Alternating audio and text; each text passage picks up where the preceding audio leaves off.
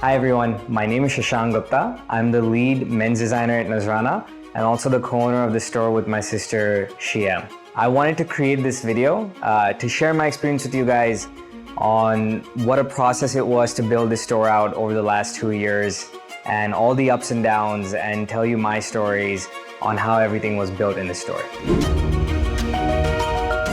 We started Nazrana in 2012 and it was a 2,000 square foot store.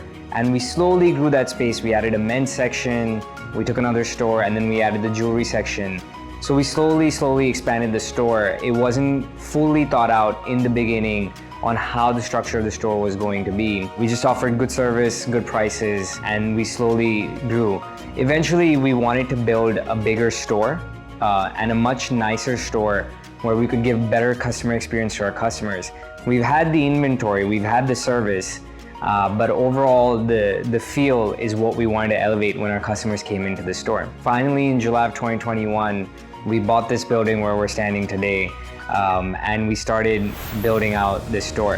Everything that you see in the store here was pretty much custom built in India and then shipped here and assembled here. Now, I want to take you around the store from the very beginning on the outside and share some stories about how the store was built, every up and down I had while building the store. And trust me, you will be entertained. These are some very entertaining stories. Come with me.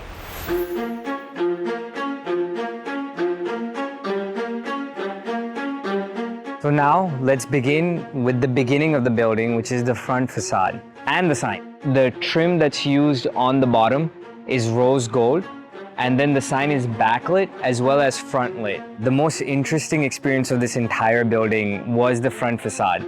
So the front of this building, initially when we bought it, was actually quite ugly. It had like a little bit of top coming out in the front, and then this entire wall, or this entire front facade with the mirrors, was just pretty much a big wall with one door in the middle and one door on the side here. We wanted a nice, seamless front window, so it looked beautiful when customers come in. Even from outside while you're driving by, it's a beautiful piece to look at. My structural engineer is working on this.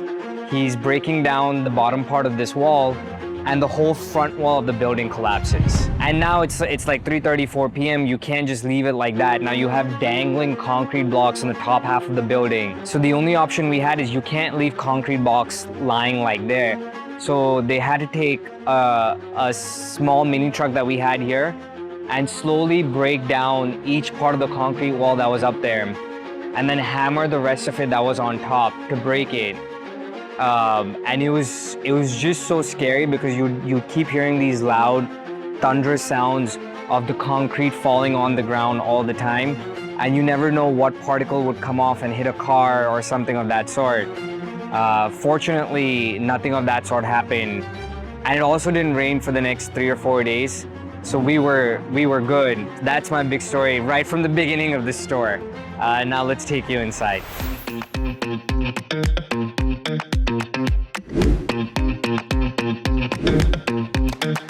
So every detail in the store has been very well thought out, and that's happened because my interior designer came to the US twice, I went to India twice in person, and then we had multiple rounds of talks and conversations.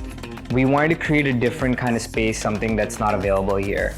So part of it was picking different styles of wallpapers, doing something different. And one of the pieces that I really enjoy in the store are these floating mannequins that we have here. I also like the accent of the brown with the red wallpaper, and then having backlit lights so you have some sort of underglow. And that you'll see as a constant theme around the store, where there are almost backlit lights everywhere in the store. Then if you see, like, there are small detailings in here that I really enjoy.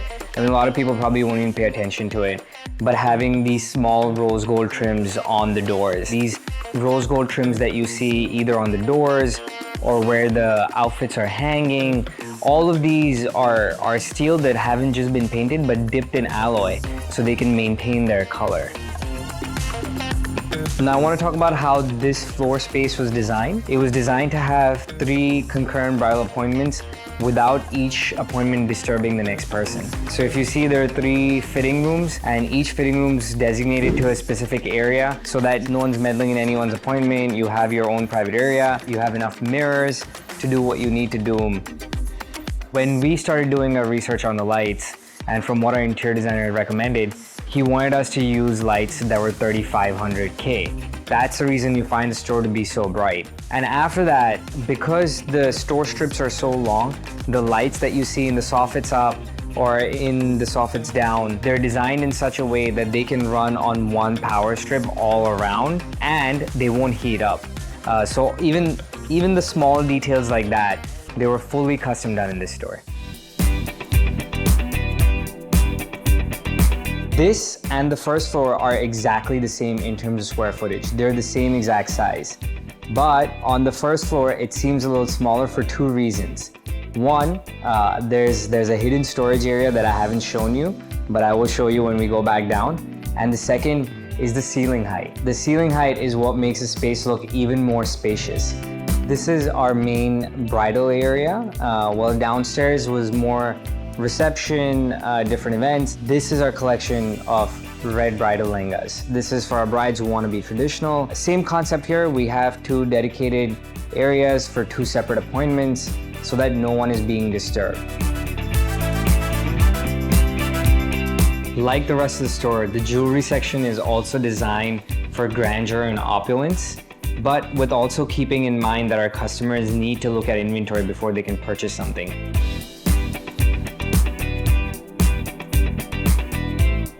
This is very cleverly designed. There's storage behind all these cabinets that you see. So a customer that's coming doesn't just get to see 10, 20, 30 pieces.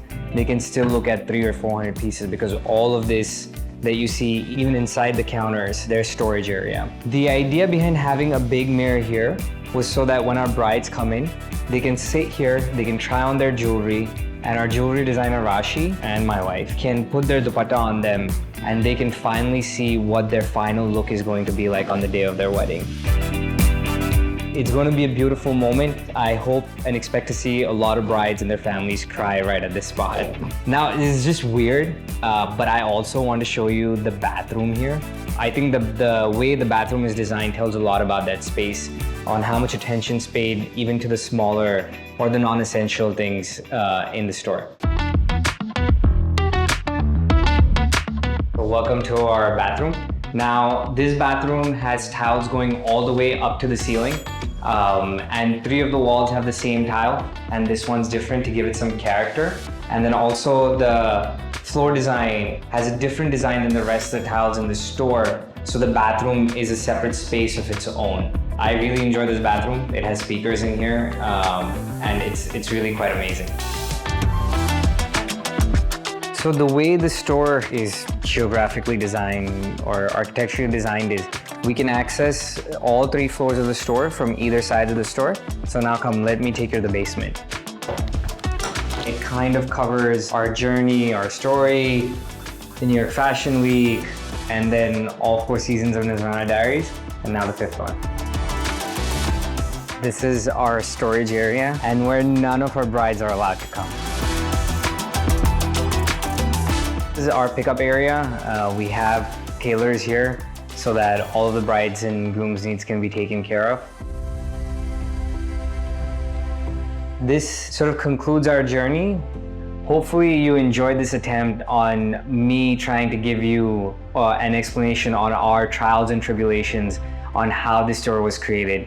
The store truly is a labor of love of mine. It's my baby. It took me 2 years to build. I know where every socket in this store is. I know every little detail about this store. I knew where every beam in this store is. But I just want to say thank you for supporting us for so long, for being with us throughout our journey, for helping us grow. Because if it wasn't for your love and support, this would not have happened. So thank you so much. And we hope to see you in the store soon.